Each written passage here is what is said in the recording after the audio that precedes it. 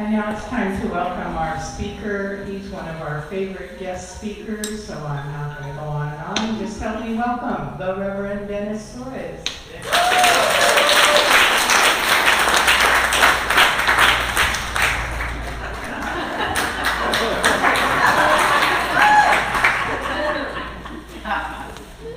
Whoa. Good morning, everybody.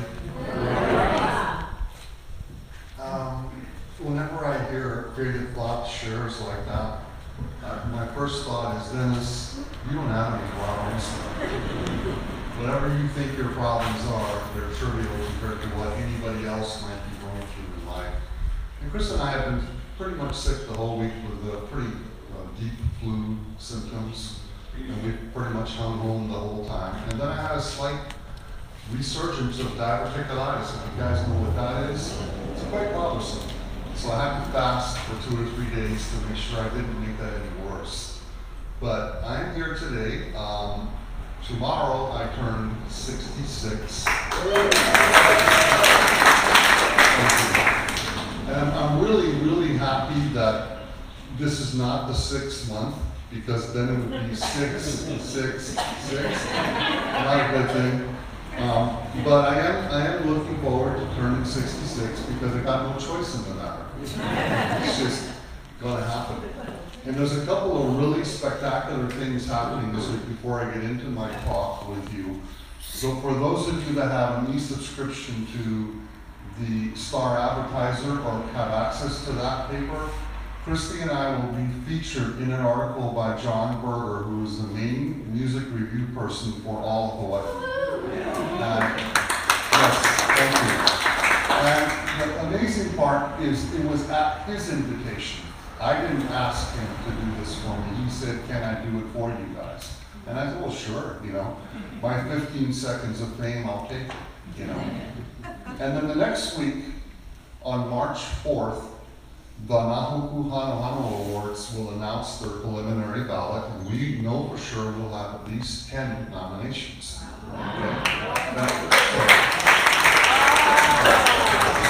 Nominations don't mean you'll win, but we don't really care. We just play to play, and so we played again this year, and that's what we're going to wind up with, most likely.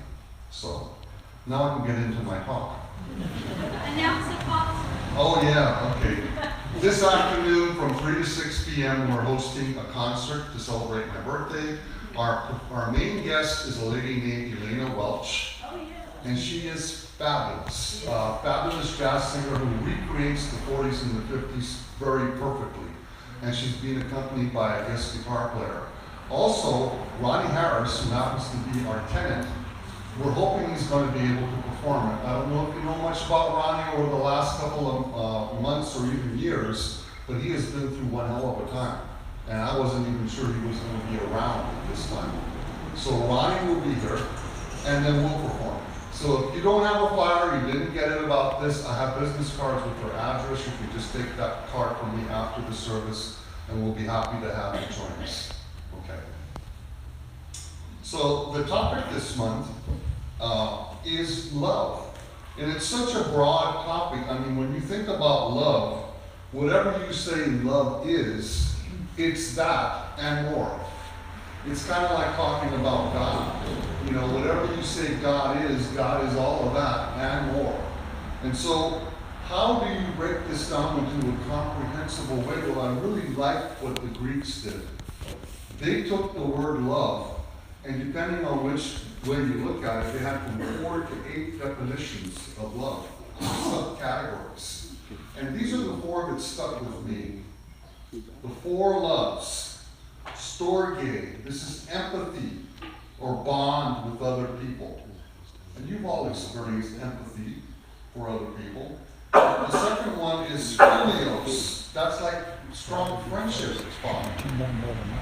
The third one we all know, eros, romantic love, kind of crazy, kind of out of your mind, in love with somebody that you just think about that person all the time, you're with that person all the time. And the last one is the one that I strive for, and I urge all of you to strive for, and that is agape love. And even way back to my days in Catholic school, I was taught that agape love was what we should be striving for because it's unconditional. You don't love people on the condition that they change so that you'll be okay with them. And if you think about a lot of relationships, that's what they're on. If you don't change, if you don't lose weight or gain weight, if you don't do this or do that, then I'm not going to love you anymore.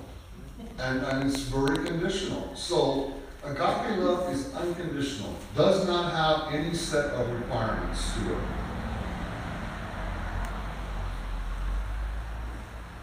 It's not to say that the other three forms of love are not important, because they are.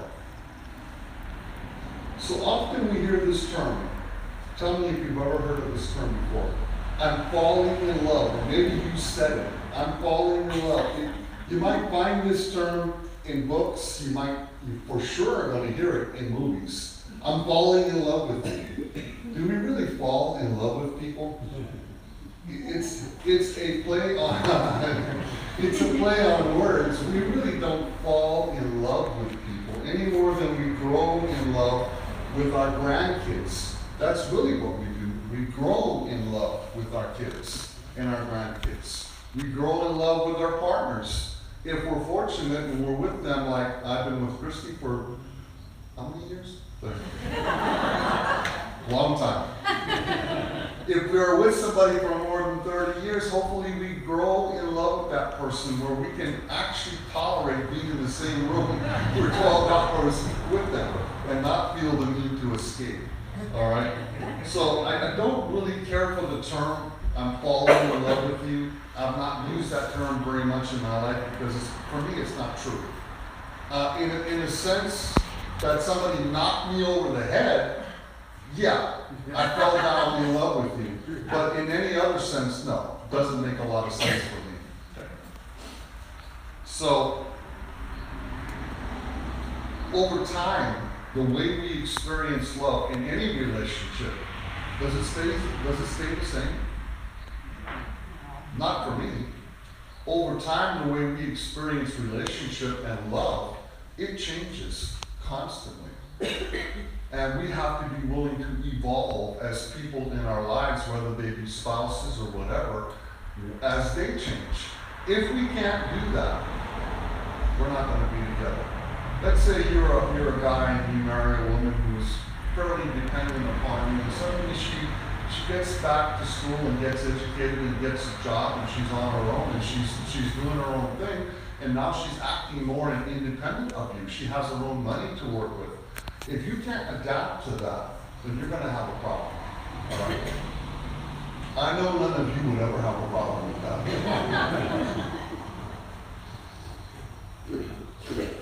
So there's a false belief among us, and this is a critical part of my talk, that love and hate are opposites. They are not opposites. Anybody that's been in this church long enough knows that this discussion has come up many times. Love and hate are really part of the same thing. The people that you hate the most are often the people that you have said you love the most. So love and hate are not opposites. But hate is a very powerful force. And I want to read these kind of dark statistics because I want you to get how deep this really goes. This comes from a Mother Jones study over 20 or 30 years. Between 2005 and 2010, 60% of all violent injuries in this country were inflicted by who? Loved ones. Absolutely. All right, and 60% of the time, those victimizations happen in the home. That's where they happen. In 2011, 79% of all the murders reported to the FBI in which the victim and the offender were known were committed by who? Friends and loved ones. Shocking. Shocking. The people that love you the most, when somebody commits a crime, the first person they look at are the family members to see. There was a woman arrested on Kauai the other day. Something happened. I don't know what happened. All I know is that her two children are gone. They can't find them.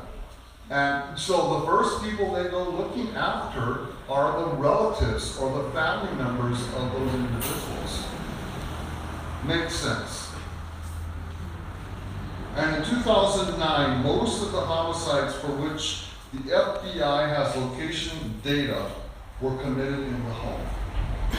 All right? So these aren't arbitrary facts. These are documented statistics that can be looked up by anyone. So what does it mean? Well, one thing it means is that love and hate, they're not opposites.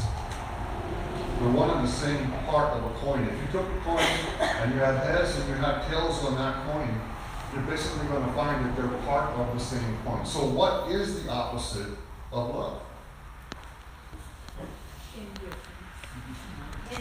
Indifference. Anybody else? You're close. It has no opposite. Yes, it does. Yes, it does. Expectation. So the opposite of love, this is not my definition. This comes from the Course in Miracles and every other writing you can read about, including Ernest Holmes' writings. But the opposite of love is fear. So love, basically love is the absence of fear. You don't have fear in your space when you're in love, when you're acting in love. However, when you are in fear, you don't experience love. Have any of you ever been in fear? I mean, really severe fear? There used to be a time when I couldn't hop on an airplane. I was so terrified that being claustrophobic on that plane and if the plane was going to crash, that I could think of nothing but fear the whole time I flew over 5 hours to the ocean. The most unfun experience you can have. Okay? Not fun. So the opposite of love is fear. And when you're in total fear, you are not consciously connected to Source. That's the issue. When you're in love, you make that connection to your higher source. But when you're in fear, you're not consciously connected to it. In fact, you may not even know it exists. So, a short story. Nuts about love. Driving through Southern California, I stopped at a roadside stand that sold fruit, vegetables, and crafts. As I went to pay, I noticed a young woman behind the counter was painting a sign. Why the new sign? I asked. My boyfriend didn't approve of the old one. Really? Yeah. When I glanced at what hung over the counter, I understood. It declared, "Local honey dates nuts." No comma. No comma in between. Local honey dates nuts. Another short story like that. This one's called 9 to 5. My husband, a certified public accountant, he works 15 hours a day for the first month of the year. In spite of his hectic schedule, he took time out to order me flowers for Valentine's Day. How sweet. I didn't even do that. How sweet. While pondering what sweet endearments to write on the card, he began obviously thinking about his many, many hours of work yet ahead. Guess what he wrote on the card? Roses are red, violets are blue. If I weren't thinking of you, I'd probably be through.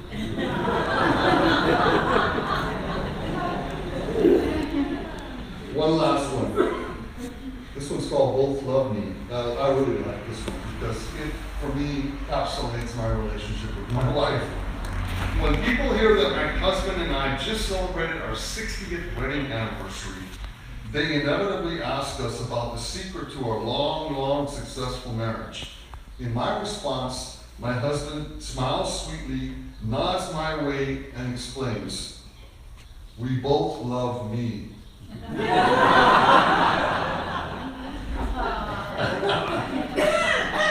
So, we cannot escape the fact that love is all around us all the time, and that we have a choice to connect to Source or not. But there's something that kind of gets in the way of all of this, and that is the fact that love itself is a paradox. And we'll get into this in a moment. Why should I have chosen my wife? Why should you have chosen your partner? Maybe you wish you didn't. I don't know.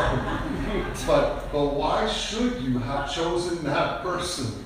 I can tell you, ironically, in my life, quite honestly, I've been married 3 times. This is the 3rd. I'm looking for the 4th, and you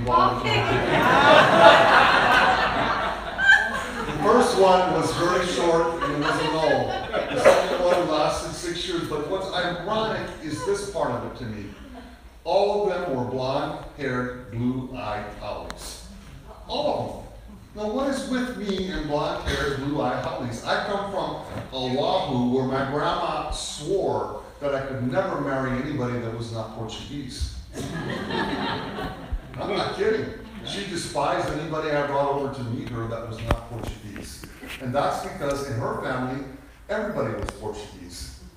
By the way, as an aside note to my birthday, I was going to mention to you that I did a rather peculiar thing when I was a kid.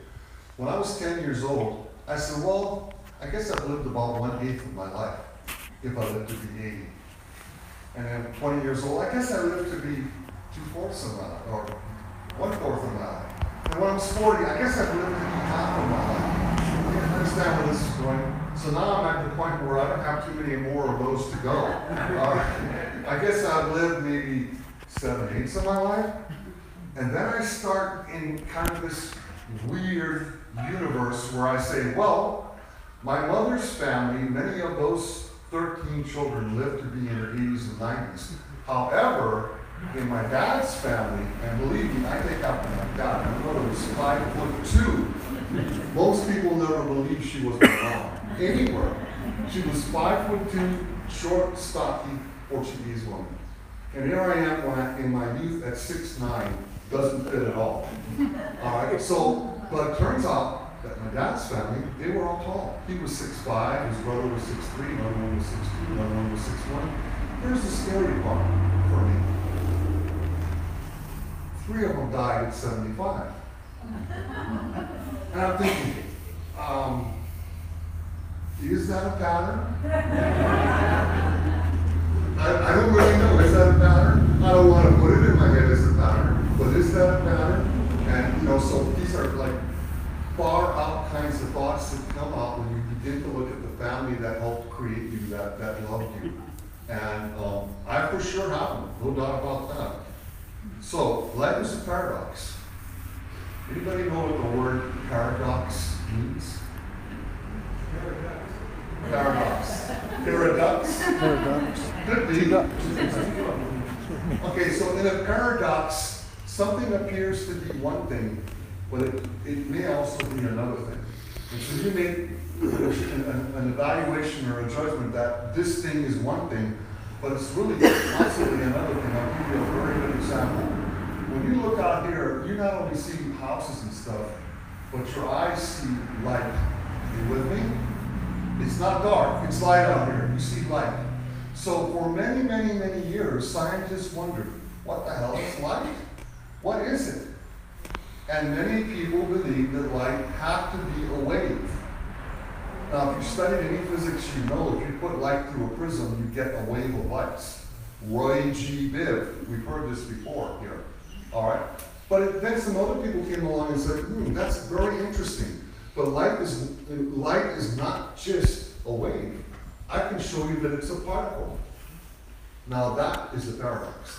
How can it be both a wave and a particle at the same time? The actual answer is, it is. Look it up for yourself. Light is defined as a wave and a particle at the same time. It is both things. Seems inconsistent to me, but it's not. So, this took place in the early 1900s, by the way. The theories were tested over and over again, and in every test, light passed the test as both a particle and an ambulance. A particle and a wave. So,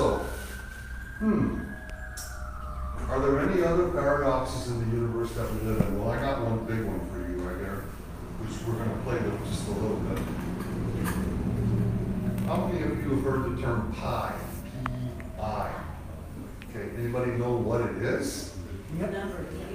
What is it, Don? Ratio of diameter to circumference. That's correct. So if you divide the ratio of diameter to circumference, you're going to get this constant, non-constant number, which is 3.14, and I could go on and never stop. In fact, when I printed this, I thought, well, that's really cool. They're telling me this is the first million digits. How can they fit all that on one page? Well, stupid me. It's not on one page. It's 40 pages later, and it's still going. And I couldn't stop the print. That was pretty bad. But in any event, when you look at these numbers, what you find out, this is the amazing part, they never repeat. Ever. And it's so much like us, you and I never repeat. There will never be another you, there will never be another Dennis. Period. You and I don't repeat. Even when it looks like we are repeating because we're coming back to 9 again, it's a different 9 in a different location. So, the interesting thing about pi is it's been around a long time. The Egyptians knew about pi. And they knew by using the wheel and the understanding of pi that they could build the basis to their pyramids in perfect dimensions. And in fact, when they're measured today, they are perfect. More perfect than you and I could ever do it. And they use the wheel and the understanding of pi to make that happen. So pi is a paradox, but it's a paradox that's been incorporated into our everyday life. And if you go to school and you study science, particularly engineering, about building spacecraft or about building airplanes, you have to go to the 10th digit to get the accuracy you need, or that plane's not going to fly. That's a fact. Okay? So when they machine these things, it has to be that accurate. But there's something else weirder about all of this, and it is connected to love, in the sense that why would a group of people like the Egyptians spend 40 or 50 years building pyramids for a king they did not love? They wouldn't. They weren't forced.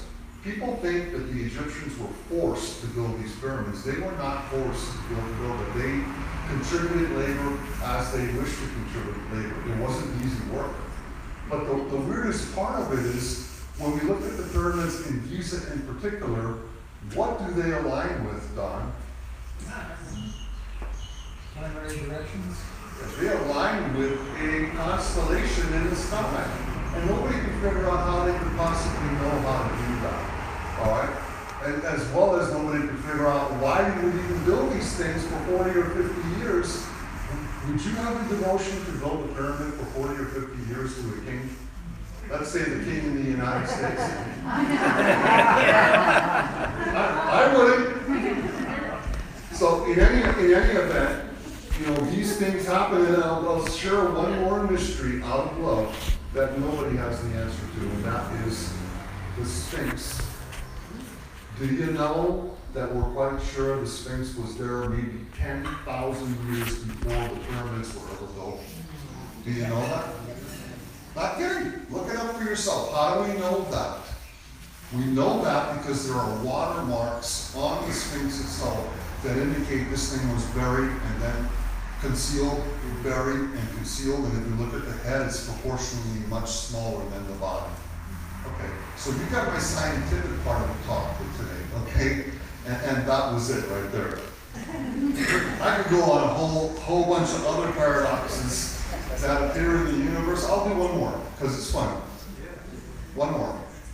We all know now that Pluto is not a what? Planet. Not a planet. How did we find Pluto in the first place?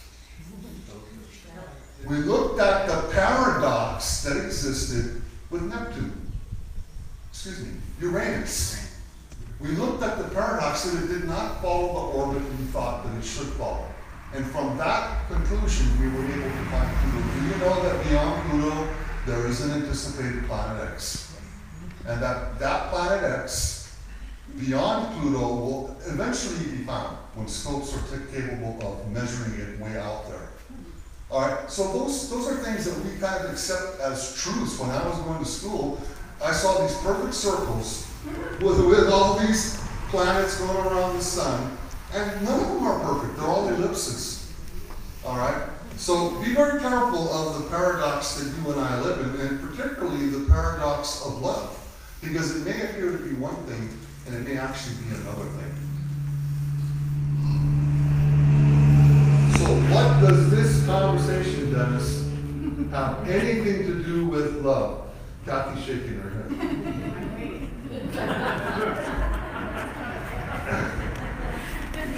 So there is one theory about love. Here it goes. Actually, there's many, but this is one.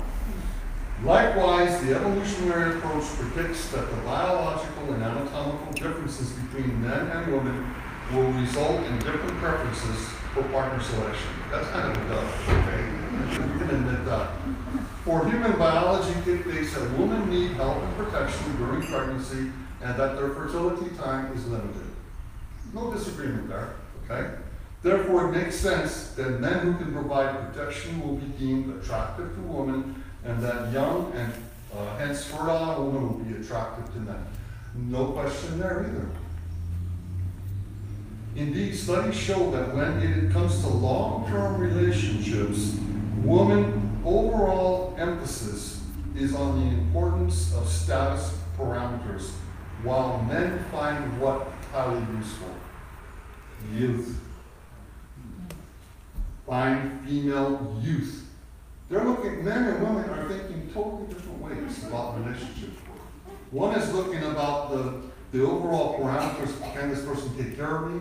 And the other one's looking at it from the perspective of, the guy is looking at it from the perspective of, I wonder if she's young and pretty. All right, one factor. Similarly, there is without a doubt the most powerful finding in this area. We are drawn to people who are like us. I think that's true. Not always. Christians will appeal to other Christians. Educated people are often drawn to other educated people. Leftists love leftists. Extroverts love extroverts. On almost every parameter of background, personality, values, etc. Mirror paper. Thank you.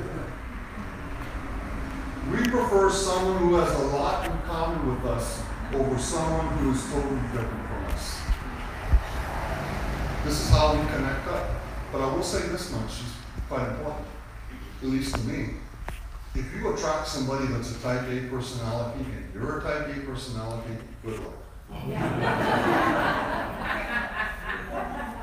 I mean, they may be the most wonderful person in the world and you may feel really strong feelings about them, but good luck. Because you're going to have to decide who's wearing the pants in the family, and neither one is going to want to give that up. All right? So, I'm sure that you have noticed that, as I've noticed, that love and relationships, and in particular, are nutty. I have a few generalizations from my own life. By the way, my wife and I do a little game. I think I invented the game. In my family, teasing is very prominent. And what I consider to be a tease or a joke, she may not. Often does not see as a tease or a joke. So we created a game to keep it kind of light between us. And the game is, how many days can I go without teasing her? And I want you to know that I usually will say, well, I'm at my 13th day. And she goes, no, you're at 0. Honey, I'm at my 14th. She goes, no, you're at 0. And inevitably, she's right. All right? But at least it adds a little bit of touch of humor to that whole dynamic. So from my own life experiences, and I think I'm winding up here, if you are a type A person, it can be very helpful to have a type B person in your life.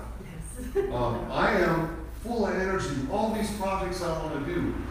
My wife is like, can you just let me watch TV? I want to watch them and the rest of us. Leave me alone. You know? She's different in that way. And I do appreciate that difference. I often find that one person in a relationship can be very gregarious and the other isn't. And this seems to work, which is fine. And how quickly can you release upset? My story about joking. How quickly can you release upset when you create it? I'm not talking about me releasing it, because for me, half the time I don't think I did anything wrong. But I did. So it's how fast can she release that upset from me and not make that a major issue in our relationship. The fact that I say stupid things. You know, when my dad was alive, my dad died 21 years ago. And when my dad was alive, he used to sit in the living room reading a dictionary this big, this fat. I swear to God. And he would go through the pages in the dictionary like this, and he'd be reading them. Now, what are you doing, Dad? Why are you doing that? And then I understood. When it came time to play Scrabble, he knew every word, and he knew that I wasn't going to challenge him because, in fact, one time he said, I think I'm going to make the word baby wombat. I said, there's no such word as baby. Guess what? There is a baby wombat. It's a real creature. And so I think my teasing, that part of me came out of that growing up with my dad. And my brother does the same thing. But it doesn't make it right, does it? And it doesn't mean that you don't offend people. And if you truly love them, you need to find a plan to make that work for both of you. So I'm going to close my remarks by saying, I know this talk was kind of off the charts. But you know what? My talks are always kind of off the charts. And so for me, it's kind of expected that it would be off the charts. But I do want to urge everybody here to strive for that agape, unconditional love. Can you unconditionally accept this tall idiot talking to you? If you can, then we're half the way home. This is the issue on the planet today. It's not just America, it's global.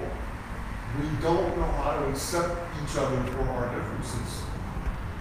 And we're not even in the mode of practicing it. It's not just here, it's all over the world. This is going on. And you know, if we can start as a small collective group of practicing agape love every single day, unconditional love for people, whether we agree with them or not, that's a long ways towards healing the planet. And I'm done.